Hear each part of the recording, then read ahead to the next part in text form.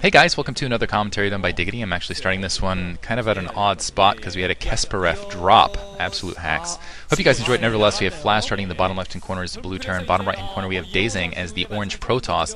Neither player opening up with cheese. This will be on Byzantium 3. Quick announcement this weekend, the Sunday, October 25th, I believe, at 4 p.m. Going to have a fun cast for the charity broodwar.chipin.com, by the way, to go donate. Going to be running it a little bit like Bonsai, but without the Asian racism, and it should be pretty fun. Kind of bets, but with kind of a StarCraft flair and just kind of goofy challenges all around. So hope to see you guys there. There will be a lot of streaming going on. I think that's going to be off live stream at SC2GG, so livestream.com/SC2GG, and I think we're going to have some simultaneous casts going on from the likes of LZ Gamer Machine, etc. So, and yeah, the EG guy is going to participate at large. Should be a lot of fun. So Flash looks like he's going to get the scout right off the bat. Daezang scouting that upper right-hand corner. In this match, I have to admit my bias is towards Daezang because he carried Air Force Ace for such a long time. Not to victory, but he did carry them, and he just had a really fun play style. Now he's back on Woojin. I'm hoping he's had time to practice and kind of shine once again. Flash, of course, on the opposite end, carried his team as well. And that might be just because he had a little bit more relaxation to work with. He wasn't in the individual leagues, didn't perform well there. And really, if you don't get a championship as Flash in either the MST or the OSL, it's almost a disappointment. You know, he's kind of he is one of the bourgeois of the era, I would say. He's one of those guys that is expected to take on the Storks and the Jaedongs right now. So we'll see how he does in this MST, of course, pushing for the survival spot. I believe this is Group 5, which is played quite a while ago, so I apologize for that. But going to get it out. And also live casting for people who are wondering. This is at Diggity SC. Sorry, this is Diggity SC. This is at, what is that? Justin.tv/Diggity SC. There we go. So I was right on that. Anyway, Zealot wandering in the base, 3 Marines to greet him and plenty of blockading. Looks like a probe coming alongside to try to fight it out. Gonna be able to get the spot out, see that it was the first base, but really what he wants to see, which I don't think he's seeing, is how many SCV are in gas. And it looks like there are the complement of 3 here. Let's see if that Zealot decides to suicide in just to get that information. Instead, getting pushed off here by those 4 Marines, and right now Daezang looks like he's going to go 1 gate into expansion. Did manage to kill that first SCV, but hasn't put down any additional gateways, hasn't put down any additional tech, so this could be very dangerous. Looks like actually Flash is going to go for that. It's been kind of popularized ever since Neo Medusas. Adding in additional Marines slows down your command center, but you can put additional pressure on with that FE build, and it makes it a little bit more difficult for protoss. And I really don't like that build on this map in particular, just because that inverted ramp. So if Daezang does exactly this, maintains position, it's very difficult to really. You can get a couple free kills, and it looks like he is going to be able to breach that ramp before the second Dragoon. Never mind, the second Dragoon in position. The Zealots on the ramp, getting some of those kills, and it looks like that barracks coming alongside to make sure that those Dragoons can't focus fire, so they'll take additional damage. It's actually going to work against him a little bit there, but that probe gets taken out. Looks like 2 Marines taken out, as well as that Zealot. Looks like it did in fact work towards Flash's favor, but Daezang going to be able to press that back a little bit. And keep in mind, Flash is still mining gas this entire time. Yeah, I think he still had those 3 SCV. I'm assuming he switched it back off, so that command center coming a little bit later than normal. But Daezang pushing in, he might be able to pick off that tank. Looks like backing off just in time. He needs to hold off here, of course, because of that minefield. The other advantage of kind of doing that fake expansion. Able to kill that SCV scout just as it goes down the ramp. Daezang still at that 1 gate into expansion build, and it looks like he's going to be in a pretty good economic position. I always feel like it looks like there's that second gateway in that robotics facility to follow now. I always feel like as a Protoss player, this is kind of a precarious situation to be in, because yeah, you're staying in the game economically, but you still feel like you got to go forward, you got to press, do some damage to the Terran economy. And it feels like you don't have a lot to do it with because your tech's somewhat delayed, and it just feels like the Terran had all that time to prepare, all that time to get the units out. I feel like that's also why FE is a really good thing to start with. Not as much on Byzantium though, because that inverted ramp, like I was saying. So I almost feel like, I don't know, with more vulture pressure to start, it might be better off. But anyway, it looks like the 2 vultures might be trying to think about sneaking by. There's that minefield out in the way that'll definitely protect the tanks. That'll definitely keep the Dragoons back. The Dragoons kind of moving back and forth. Looks like they're posturing, but now they're going to back off altogether before vulture speed kicks in, because they wouldn't be able to contain the continuous harass, and they need to get position up on that ramp to make sure the vultures can't persistently rush through, kill those probes on the natural secondary. And I think we're going to see an observatory off that second gate. I assume we're not going to see, it looks like we're seeing that observatory. I assume Daezang's just going to go for a quick 3rd expansion, play a little bit more defensively, try to force Flash to come to him than the other way around.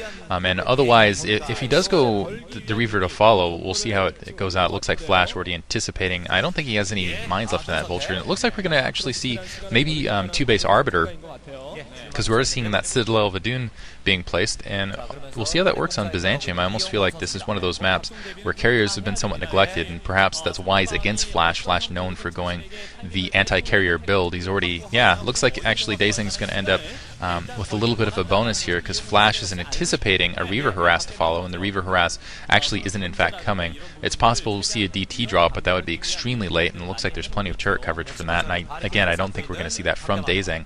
Two Vultures just kind of wandering out, want to keep an eye on the troop movement, look for opportunities, perhaps to sneak through and get some probes, but it doesn't look like Daezang's going to give him any opportunity to do so. But you can see Flash in a very defensive posture, and this could hurt him, and yeah, we are going to see two base into Arbiter. So that'll give him some nice map control, particularly the way Flash is playing. Because Flash is playing so defensively and laying the turrets out on his front door, Daezang could actually get positioned up on his ramp, have a very nice containment posture right outside, basically hold him to third. Looks like we have that armory going up as well as that academy, and he's not going to have a lot of comset to work with. He's going to have a lot of kind of that map, the map artifacts to work against him in that regard as well, and Daezang should be able to take a third and work from there basically. And it looks like, that Templar Archives, that Arbiter is going to be out pretty quickly. I don't know that Flash is really going to be prepared for it. He's going to comsat it fairly late, because keep in mind he hasn't seen anything in the base thus far.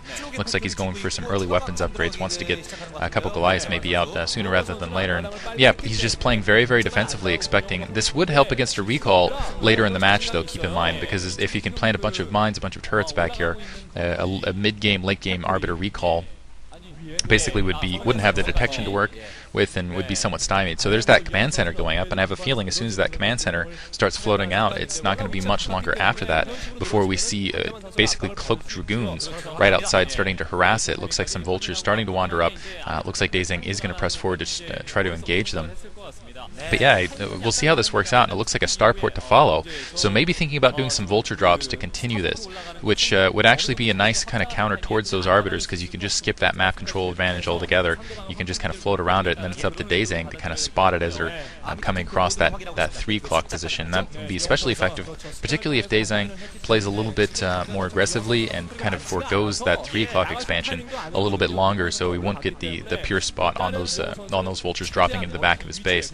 And right on, of course, also dropping across the 6 o'clock position, pretty effective there as well. The only thing is when you're investing in those dropships, you have to be very careful, because it is a pretty decent heavy investment. But no, I take it back. It looks like he did manage to comsat the arbiters in time, and didn't even realize he had that comsat up in time, or he got a comsat off because we just missed it in there. But he's trying to get that science vessel out as quickly as possible, so he doesn't have to worry about the arbiters much. But at the very least, looks like Daezang is going to be able to take that mineral only without too much pressure. And Flash actually playing a little bit passively here. He's moved those vultures on the field, but he hasn't even planted a mine here at 3 o'clock. Let just Daezang kind of sit back, macro up. He's still going to maintain the macro lead, because keep in mind he's going to start moving out to that 3 o'clock, and I have a feeling this Arbiter is still going to get some shots at that expansion when they decide to move out, and that'll be Flash. I think Flash's best bet actually would be to keep these vultures alive as long as possible and push in at that point. But it looks like he's moving out. He does have the 2 turrets in position, but one good stasis against those tanks that are very well clumped up in the background, and if there's some speed zealots underneath to just run in and take out those turrets rather quick, and we could see this command center fall rather rapidly. At this stage, it's up to I would feel like it's up to Daezang, since Flash is still maintaining that passive build, and it looks like he's going to go for okay, we are seeing a dropship. Since he looks like he's going to go for more that upgrade heavy style of play, there's the vultures now, maybe a siege tank to follow to drop across that 6 o'clock location behind that mineral line, where there's not a lot of defense. Let's see if Daezang's going to be heads up and be able to respond to this quickly here, because I don't think there's any way he's going to see this coming. So it's just going to be, ooh, nice kill on the probe, so that'll delay that expansion right here. But he's going to have to get the dragoons back there as quickly as possible. There's the zealots to take care of the turrets alongside that arbiter.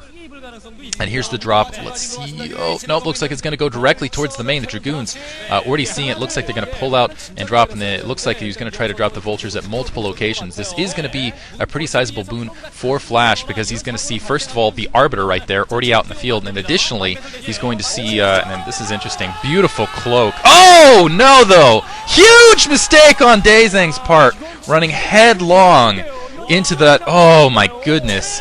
If he had just stayed there with that Arbiter and let his dragoons do the work, his probes were completely protected, because essentially those vultures can't even see his probes to attack, but instead running headlong into the mines with his zealot, and he emptied his own expansion, and now he has got to go all in, pull all the troops off the bat, move in with that Arbiter, and try to do as much damage as possible to try to get back in this game.